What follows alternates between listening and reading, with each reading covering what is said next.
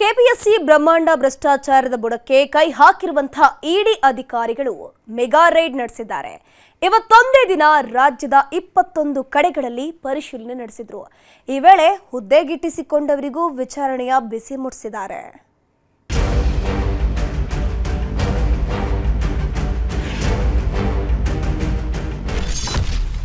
KPSC ನೇಮಕಾತಿ ಹಗರಣದ ಬುಡಕ್ಕೆ ಕೈ ಹಾಕಿದ ಇಡಿ ಏಕಾಏಕಿ ರೈಡ್.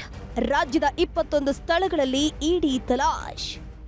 ರಾಜ್ಯದಲ್ಲಿ ಕೆಪಿಎಸ್ಸಿ ನೇಮಕಾತಿ ಹಗರಣ ಧಗಧಗಿಸ್ತಿರೋ ಹೊತ್ತಲ್ಲೇ ಇಡಿ ಅಧಿಕಾರಿಗಳು ಮೆಗಾ ಬೇಟೆ ಶುರು ಮಾಡಿದ್ದಾರೆ. ಇವತ್ತು ಏಕಾಏಕಿ ರಾಜ್ಯದ 21 ಕಡೆಗಳಲ್ಲಿ ದಾಳಿ ನಡೆಸಿದ್ದಾರೆ. ಕೆಪಿಎಸ್ಸಿ ಮಾಜಿ ಅಧ್ಯಕ್ಷ ಶಿವಶಂಕರಪ್ಪ ಸಾಹುಕಾರ್ ಸೇರಿದಂತೆ ಹಗರಣದ ಆರೋಪ ಹೊತ್ತ 16 ಮಂದಿಗೆ ಬೆಳ್ಳಂಬೆಳಗ್ಗೆಯೇ ಶಾಕ್ ಕೊಟ್ಟಿದ್ದಾರೆ. ನಿದ್ದೆ ಕಣ್ಣಿಂದ ಏಳೋದಕ್ಕೂ ಮೊದಲೇ ಮನೆ ಬಾಗಿಲು ತಟ್ಟಿದವರು ಮೂಲೆ ಮೂಲೆಯನ್ನ ಜಾಲಾಡಿದ್ದಾರೆ. ಕೆಪಿಎಸ್ಸಿ ನೇಮಕಾತಿಯಲ್ಲಿ ದೊಡ್ಡ ಜಾಲವೇ ಸುತ್ತಿಕೊಂಡಂತಿದೆ. ಹಾಗಾಗಿನೇ ಅಖಾಡಕ್ಕಿಳಿದಿರುವಂತಹ ಇಡಿ ಅಧಿಕಾರಿಗಳು ಭ್ರಷ್ಟರ ಬುಡಮೇಲು ಮಾಡ್ತಿದ್ದಾರೆ. ಶಿವಶಂಕರಪ್ಪ ಸಾಹುಕಾರ್ಗೆ ಮೇಲಿಂದ ಮೇಲೆ ಶಾಕ್ ಕೊಡ್ತಿರುವಂತಹ ಅಧಿಕಾರಿಗಳು ಶಂಕರಪ್ಪರ ಮಗಳ ಮನೆಯಲ್ಲೂ ಜಾಲಾಡಿದ್ದಾರೆ. ಈ ವೇಳೆ ಹಲವು ಮಹತ್ವದ ದಾಖಲೆಗಳು ಪತ್ತೆಯಾಗಿದ್ದು ಬ್ಯಾಗ್ನಲ್ಲಿ ತುಂಬಿಕೊಂಡು ಹೋಗಿದ್ದಾರೆ. ಅಷ್ಟೇ ಅಲ್ಲದೆ ಶಿವಶಂಕರಪ್ಪನ ನಿವಾಸದಲ್ಲೂ ಹುಡುಕಾಟ ನಡೆಸಿದ್ದು ಸಾಕ್ಷಿ ಗುಡ್ಡೆ ಹಾಕಿದ್ದಾರೆ. ಕೆಪಿಎಸ್ಸಿ ಕರ್ಮಕಾಂಡ ರಾಜ್ಯದ ಉದ್ದಗಲಕ್ಕೂ ಚಾಚಿಕೊಂಡಿರೋ ಅನುಮಾನ ಹುಟ್ಟಿಸಿದೆ. ಹೀಗಾಗಿನೇ ರಾಜ್ಯದ ಮೂಲೆ ಮೂಲೆಯಲ್ಲೂ ತಲಾಶ್ ಮಾಡ್ತಿದ್ದಾರೆ. ವಿಜಯಪುರದ ಕೇಂದ್ರ ಕಾರಾಗೃಹದ ಸಹಾಯಕ ಅಧೀಕ್ಷಕ ಅಭಿಜಿತ್ ಕುಬೇರಾಗೂ ಇಡಿ ಅಧಿಕಾರಿಗಳು ಶಾಕ್ ಕೊಟ್ಟಿದ್ದಾರೆ. ಬೆಳಗಾವಿ ಜಿಲ್ಲೆಯ ಕಿತ್ತೂರು ಪಟ್ಟಣದ ಸದಾಶಿವ ನಗರದಲ್ಲಿರುವಂತಹ ಅಧಿಕಾರಿ ಮನೆ ಮೇಲೆ ದಾಳಿ ನಡೆಸಿದ್ದು ಮಹತ್ವದ ದಾಖಲೆ ಕಲೆ ಹಾಕಿದ್ದಾರೆ. ಇನ್ನು ಕಲಬುರಗಿಯಲ್ಲಿರುವಂತಹ ಕೆಪಿಎಸ್ಸಿ ಮಾಜಿ ಅಧ್ಯಕ್ಷ ಶಿವಶಂಕರಪ್ಪ ಸಾಹುಕಾರ್ ನಿವಾಸದ ಮೇಲೂ ದಾಳಿ ನಡೆಸಲಾಗಿದೆ. ಬೆಳ್ಳಂಬೆಳಗ್ಗೆ ಎಂಟ್ರಿ ಕೊಟ್ಟ 10ಕ್ಕೂ ಹೆಚ್ಚು ಅಧಿಕಾರಿಗಳು ಮಹತ್ವದ ದಾಖಲೆ ಪರಿಶೀಲನೆ ನಡೆಸಿದರು. ಶಹಾಪುರದ ಸಮಾಜ ಕಲ್ಯಾಣ ಇಲಾಖೆಯ ಎಡಿ ವಿಜಯಲಕ್ಷ್ಮಿ ಕೋಬಾಳಕರ್ಗೂ ಇಡಿ ಶಾಕ್ ಕೊಟ್ಟಿದೆ. ಕಲಬುರಗಿಯಲ್ಲಿರುವಂತಹ ನಿವಾಸದಲ್ಲಿ ಹುಡುಕಾಟವನ್ನು ನಡೆಸಿದ್ದು ವಿಜಯಲಕ್ಷ್ಮಿ ಸಹೋದರಿ ಮಮತಾಗೆ ಪಶು ವೈದ್ಯಕೀಯ ಹುದ್ದೆ ಕೊಡಿಸೋಕೆ ಡೀಲ್ ಮಾಡಿದ್ರು ಅನ್ನುವಂಥ ಆರೋಪ ಕೂಡ ಕೇಳಿಬಂದಿತ್ತು. ಈ ಸಂಬಂಧ ತನಿಖೆ ನಡೆಸಿದ್ದಾರೆ. ದಾವಣಗೆರೆಯಲ್ಲೂ ಇಡಿ ಅಧಿಕಾರಿಗಳು ಮೆಗಾ ಭೇಟಿಯಾಡಿದ್ದಾರೆ. ಹಗರಣ ಸಂಬಂಧ ಹುದ್ದೆಗೆ ಆಯ್ಕೆಯಾಗದ 29 ಅಭ್ಯರ್ಥಿಗಳ ವಿರುದ್ಧವೂ ಎಫ್ಐಆರ್ ದಾಖಲಾಗಿತ್ತು.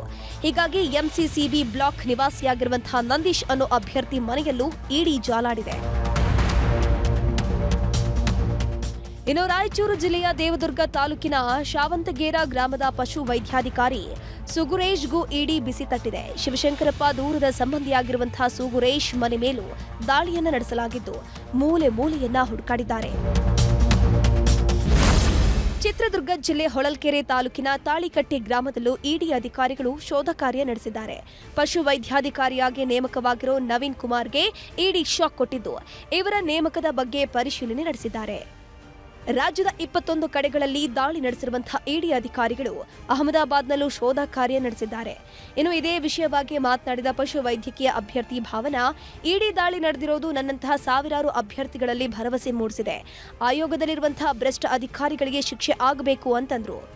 ಸೊ ಈಗೇನು ಇಡಿ ರೈಡ್ ಆಗಿದೆ ಅದೆಲ್ಲೋ ನಮಗೆ ಹೊಸ ಭರವಸೆ ಇದ್ದಂಗೆ ಸರ್ಕಾರ ನಮ್ಮ ಪರ ಒಲವು ತೋರಿಸ್ತಾ ಇದೆ ಅಂತ. ಅದ್ರ ಜೊತೆಗೆ ಸಿಐಡಿ ತನಿಖೆನೂ ಆಗ್ತಾ ಇದೆ. ಯಾರ್ಯಾರು ಇದರಲ್ಲಿ ಕಲುಪ್ರಿಸಿದಾರೋ ಅವರಿಗೆಲ್ಲ ಪನಿಷ್ಮೆಂಟ್ ಆಗಬೇಕು. ಸೊ ಏನು ಅಂದ್ರೆ ಮುಂದೆ ಈ ತರ ಆಗಲ್ಲ. ಇಡಿ ರೈಡ್, ಕೈಕಮಲ ನಾಯಕರ ಫೈಟ್.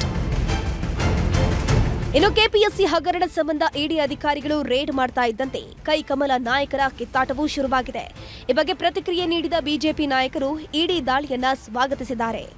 ಯಾರೇ ಯಾವುದೇ ರೀತಿ ಹಸ್ತಕ್ಷೇಪ ಮಾಡಿರೋ ಮೇಲೆ ಸಂಪೂರ್ಣವಾಗಿ ನಿರ್ದಾಕ್ಷಿಣ್ಯವಾಗಿ ಕ್ರಮ ವಹಿಸಿ ಅವ್ರನ್ನ ಬಂಧಿಸುವಂಥದ್ದು, ಶಿಕ್ಷೆ ಆಗೋಂಥದ್ದು ಆದರೆ ಒಳ್ಳೆಯದು ಅಂತ ಎಲ್ಲರ ಪರವಾಗಿ ನಾನು ಮನಪೂರ್ವಕವಾಗಿ ಕೇಳ್ಕೊತೀನಿ. ಒಳ್ಳೆಯದು.